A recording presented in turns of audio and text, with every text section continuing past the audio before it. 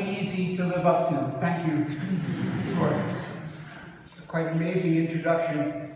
I'll be speaking to you this evening, as you know, on an artist, as you've just heard, close to my heart, the great Edouard Manet.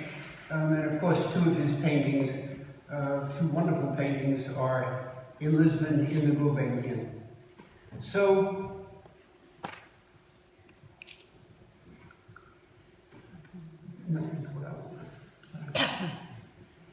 in the course of spending the summer of 1868 with his family in Boulogne, and then following his return to Paris in September, the French painter Edouard Manet made two ambitious paintings, Le Déjeuner, often called Le Déjeuner dans l'Atelier, and Le Balcon.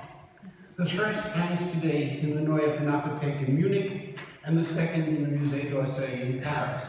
And I'm going to refer to them by their English titles. So the luncheon in the studio is simply The Luncheon and The Balcony. I'm interested in both, though in this talk I'll have the occasion to say more about the first. In any case, the two paintings belong together, not in the sense that they are pendants, but because they share a common inspiration, at least up to a point. And I'm going to proceed by making a series of numbered claims and observations. 1. From a historical, or should I say historico-aesthetic point of view, the most important fact about both paintings is that they reflect a crucial turn in Manet's thinking in the aftermath of his self-funded one-man exhibition of the summer of 1867. As is well known, the exhibition, organized to coincide with the Exposition Universelle of the same year, was not a success. According to contemporary accounts, most of the public who paid their 50 centimes admission fee came to laugh and mock, which is to say that the public response was much the same as it had been at the time of the Salon des Refusés 4 years earlier.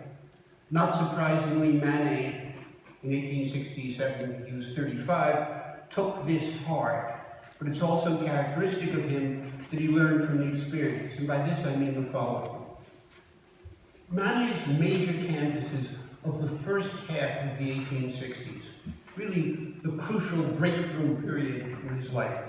The Old Musician, the Gypsies, which he cut up, the Déjeuner sur l'Herbe, the Olympia, the Dead Christ with Angels, and the Christ Mocked, are all multi-figure paintings. By multi-figure, I don't mean large numbers of figures. In the works just cited, the populations are modest, 6, 3, 4, 2, etc. Of course, there were important other single-figure works from that early period, such as the Street Singer, the Macho, Lola de Valence, Mademoiselle V in the costume of an aspire. But the multi-figure works that I just named represent the heart of his achievement during these crucial years. Then for 2 weeks, at the end of the summer of 1865, following the debacle of the Olympia and the Christ Mocked at the Salon of that year, Manet traveled for the first time to Madrid, where he was swept away by the Velázquez's at the Prado, in particular by the superb portrait of the actor Pablo de Valladolid, with its bravura atmospheric elision of all distinction between background and ground plane. Once back in Paris, Manet set to work mastering the single figure format in the vein of the Spanish master in works such as The Tragic Actor, this is Ruviere's Hamlet, that's what we're looking at, Torero's Saluting Young Lady in 1866, and so on. These are all brilliant canvases in their different ways, but to my mind, both individually and as a group, they don't begin to rival in pictorial authority the earlier multi-figure paintings. My suggestion, first put forward in my book Manet's Modernism, that was just referred to, is that Manet in 1867 came to recognize this, perhaps with a measure of chagrin, and in the aftermath of his one-man exhibition, he returned to the multi-figure format in an attempt to recover something of the complex ambition of the earlier paintings. First, in the different versions of the execution of Maximilian, culminating in the definitive canvas in Mannheim, we'll look at that today, and then in the luncheon in the studio and the balcony. At the same time, Manet renewed his involvement with what might almost be thought of as an art historical problematic, keyed to notions of different national schools, Frenchness, and universality. A problematic, if I'm right, that first came to the fore in his major paintings of the first half of the 1860s. This was the focus of my earliest sustained writing on Manet, the long article Manet's Sources that was just mentioned, and was further developed and refined in Manet's modernism. A key painting for me was Manet's first masterpiece, The Old Musician, 1862, in the National Gallery in Washington, which comprises unmistakable references, specific allusions to Velázquez, Watteau, and the brothers Lenain, as well as a more general allusion to Spanish painting in the vein of Ribera or Murillo, the dark-haired boy next to the boy in the straw hat. On the basis of a reading of various art critics of the time, most importantly Théophile Thoré, I argued that Manet in The Old Musician could be seen, first, as seeking to place his art in a particular realist and republican, as opposed to idealist and royalist tradition of French painting, in which the recently rediscovered Lenain and Watteau played crucial roles. That is, as seeking to establish the Frenchness of his art, specifically in those terms. And second, by virtue of placing his composition under the sign of Velázquez and Spanish painting generally, as simultaneously announcing a desire to go beyond Frenchness in the direction of what I call universality. And the dark-haired Spanish boy that you see in the painting has his arm around the shoulders of the boy in the straw hat, which is based on Watteau's painting, Gilles. It kind of emblematizes the wish of putting the French and the beyond French, in this case Spanish, together. For our present purposes, what's vital to understand is that Manet's involvement with previous painting was a central strand in his total enterprise during the first half of the 1860s. That he was committed to a particular, Thoré-inflected notion of the French tradition in painting, one with political implications in line with his personal republicanism. And that beyond Frenchness, he wished to establish his painting in relation to a broader canon of masters, the art of the museums just then coming into historical focus in a new way, which with the Déjeuner célèbre and Olympia extended to Italian painting. This is the Déjeuner célèbre, 1863. It's why I became an art historian, to sort of spend my life thinking about this astonishing painting, which with the Déjeuner célèbre extended to Italian painting via references to Raphael's composition of the Judgment of Paris. This is a quotation from Marc Antonio Raimondi's engraving. And you can see how the figure group here is meant deliberately to allude to this. And then to Giorgione, then regarded as the painter of the pastoral concert, in the Louvre, supposedly a source for the idea of mixing figures of clothed men with ones of naked women. And then with the Olympia, to Titian, the Venus of Urbino was determining for the Olympia. But note too, that the Déjeuner is also a large fête champêtre, a picnic scene, which is to say that it boldly, one might think counterintuitively, combines Raphael and Watteau. And with the rowboat in the middle distance, it also plainly alludes to the realist painter Gustave Courbet's scandal-provoking Young Women on the Banks of the Seine of 1856, a risky reference still in 1863. I also remark, apropos of the Déjeuner célèbre, that it combines a number of pictorial genres. By virtue of its citation of Raphael, it belongs to la grande peinture, classical painting of the Italian Renaissance. It prominently includes a nude. The three main figures are plainly based on specific individuals, so there's a trio of portraits. A marvelous still life spreads out in the left foreground. One unusual feature of the déjeuner within Manet's oeuvre is the sheer extent of the grass and trees surrounding the figures.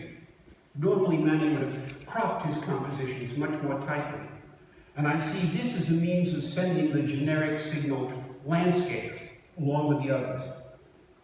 And at the top center of the canvas, I don't know if you can make it out, but yes, you just about can up there.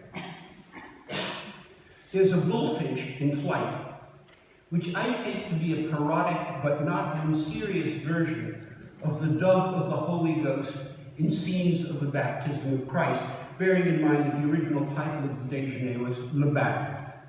So the déjeuner alludes also to religious painting in that regard.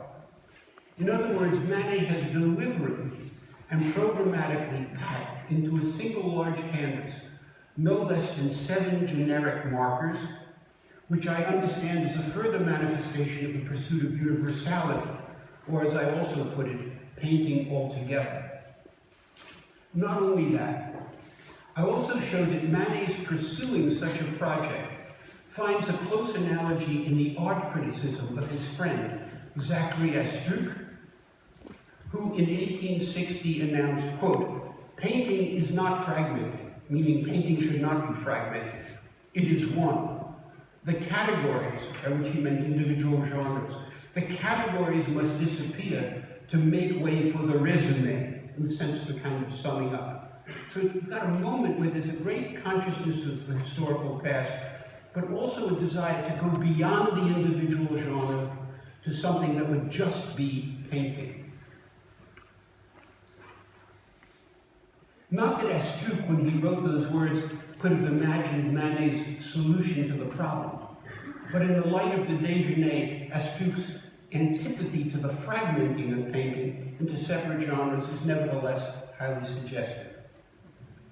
A great deal more might be said in this vein, but the crucial point is that both the Munich luncheon and the Paris balcony are art historically charged along these lines, which is to say that with the return to the multi-figure format also came a renewed involvement both with the art of the past and with the ideal of universality.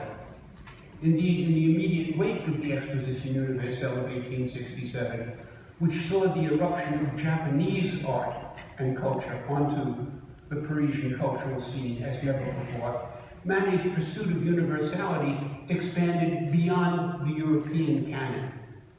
The first painting to make this explicit is his portrait of Émile Zola, begun in November 1867, in which the writer, who had recently stepped forward as a passionate champion of Manet's art, is shown holding open a volume of Charles Blanc's Histoire des peintres de toutes les écoles, not a book that one imagines would have mattered greatly to Zola, while beyond him on the wall is a black and white image of Velázquez's Drinkers, Los Barajos, a major reference of the old musician, a Japanese woodcut of a sumo wrestler, and an image of Olympia.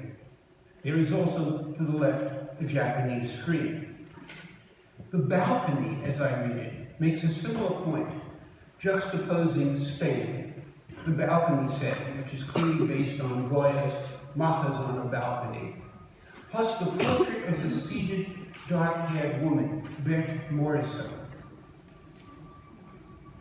who is seen, even at the time, as very Spanish in her looks. Then Japan, and that's the other woman, posed for by a violinist named Fanny Kraus, who seems unmistakably, to me, to have been meant by Manet to be seen in that light, as in some sense Japanese. And perhaps Holland, the man Antoine Guillemet, a painter who to my eye has a Dutch burgher look about him, but I'm less certain of that than I am about Morisot's Spanishness and Klaus's Japaneseness. Note too that there's a ball, a small ball at Berthe Morisot's feet, sectioned blue, white, and red, the French tricolor. More dimly behind Guillemet is a small boy holding a tray, another Velázquez-inspired motif. As for the luncheon, the major art historical reference, first demonstrated in Manet's modernism, is to Johannes Vermeer, an artist recently discovered by Torre and presented to the public for the first time in 1866 in 3 scholarly articles in the Gazette des Beaux-Arts, the most important art critical and proto-art historical journal of the period. Torre also wrote positively about Manet in his salons of the 1860s. This has to do with the domestic interior, the silvery tonality of the luncheon as a whole, the outward gaze of the maid holding a silver coffee pot, we'll have more on that in a moment, and the monogram, M for Manet, and you see it on the coffee pot, which it turns out derives from various monograms used by Vermeer and reproduced by Torre. Then to the still life on the table to the right clearly alludes not just to 17th century Dutch still lifes, but also to those of the great 18th century French painter Jean-Baptiste Siméon Chardin. And as for Japan, there's the wine-red chair to the right of there is on the wine-red chair to the right of the armor a black cat cleaning itself, which is based on Japanese woodcuts, as well as on the wall toward the upper right, what seems to be a Japanese scroll painting. Then to the large flower pot, decorated with images of birds and plants, also appears Asian, Japanese in inspiration, though the decoration itself may well represent an original invention by Manet, rather than a semi-faithful representation of a Japanese or Chinese design. All this by no means exhausts the topic of the luncheon's engagement with earlier art, but I hope enough has been said to convey the importance of Manet's historicist project, and beyond that of his desire virtually to thrust an awareness of it on the viewer for both the luncheon and the balcony. 3. Both paintings, especially the luncheon, raise the question of intelligibility, or should I say unintelligibility, in particularly pressing form. In fact, Manet's art had always been an object of frustration for its audience. How, for a start, were its viewers meant to understand the actions of the figures in the Déjeuner Solaire? 2 men with unreadable expressions, 2 women, one of them seated on the grass naked and looking at the viewer, the other in a shift standing bent over in a shallow body of water slightly farther away. Or the precise frame of mind, the meaning of the deadpan outward gaze of the naked courtesan in Olympia. Or the relations among the diverse lined-up personages in The Old Musician, a work that escaped commentary in its own time, but looms ever more important in ours. And this is quite apart from issues of execution, always prominent in contemporary criticism of Manet. In the case of the luncheon, Jules Antoine Castagnari was an important critic of that moment. His observations about that painting in his Salon of 1869 are typical. So this is Castagnari, and it's a perfect example of how informative criticism, including negative criticism, can be for an art historian trying to understand a particular moment. Castagnari. What is the source of Manet's sterility? It's that while basing his art on nature, he neglects to make its aim the interpretation of life. He borrows his subjects from poets. What is Castagnari thinking of? Can he be imagining maybe that Baudelaire inspired the Olympia? He has something in mind. He borrows his subjects from poets, or takes them from his imagination. He isn't concerned to discover them in living images. Whence in his compositions much of their arbitrariness. In the luncheon, for example, I see on a table where coffee is served a half-peeled lemon and fresh oysters, but these objects don't go together. Why have they been put together then? I know very well why. Because Manet has, to the highest extent, a feeling for colored patches, because he excels in representing that which is inanimate, and feeling himself superior in his still lifes, he is naturally inclined to paint them whenever possible. And just as Manet brings together solely for the pleasure of striking the eyes, a very interesting phrase, striking the eyes, the still life elements that belong apart. He also distributes his personages haphazardly, without anything necessary and forced in their composition.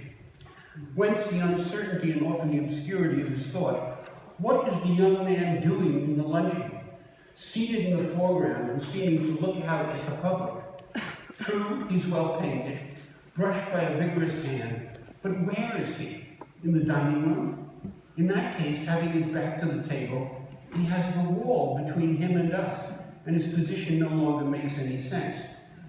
Like the personages in a play, it's necessary that every figure in a painting is in its proper plane, fulfills its role, and thereby contributes to the expression of a general idea. Nothing arbitrary and nothing superfluous, that's the law of all artistic composition. Customized remarks about the young man's location suggest a certain confusion on his part. Why, having his back to the table, would the young man have a wall between him and us?